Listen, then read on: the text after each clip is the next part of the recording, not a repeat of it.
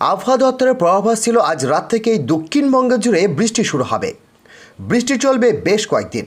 শনিবার সন্ধ্যায় হাওয়া অফিস সতর্কতা জারি করে জানিয়ে দিল আজ রাতের মধ্যেই দক্ষিণবঙ্গের অন্তত 6 জেলায় দুর্যোগপূর্ণ সম্ভাবনা রয়েছে।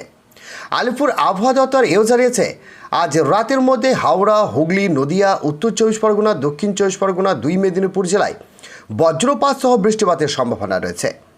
তো বন্ধুরা, বিস্তারিত জানতে হলে ভিডিওটিকে সম্পূর্ণ দেখবেন, ভালো লাগলে লাইক করবেন, আর এই ধরনের লেটেস্ট ট্রেন্ডিং আপডেট ভিডিওগুলি সবার প্রথম পাওয়ার জন্য আমাদের চ্যানেলটিকে সাবস্ক্রাইব করে পাশের বেল আইকনটিকে প্রেস করে অল নোটিফিকেশনটিকে ক্লিক করে আমাদের সঙ্গে থাকবেন। তো চলুন এক নজরে দেখে নেওয়া যাক। শুধু বৃষ্টি নয়, তার সঙ্গে ঝড়ো হওয়ার সম্ভাবনা রয়েছে এই জেলাগুলিতে। আবহাওয়া দপ্তর স্পষ্ট জানিয়েছে ঘন্টায় 40 থেকে 50 কিলোমিটার বেগে ঝড়ো হাওয়া বইতে পারে। বৃষ্টির সময় 6 জেলাতেই বজ্রপাতের সম্ভাবনা রয়েছে।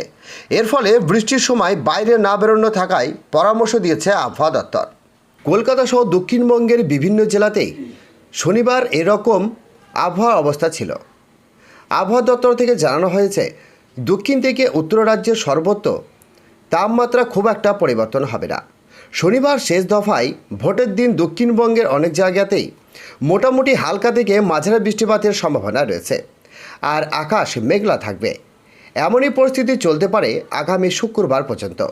উত্তরবঙ্গে 8 জেলাতেই রয়েছে ভয়ঙ্কর বৃষ্টিপাতের সম্ভাবনা, এমনটি জানিয়েছেন আলিপুর আবহাওয়া দপ্তর। তো বন্ধুরা, আজকে এই ছিল লেটেস্ট আপডেট।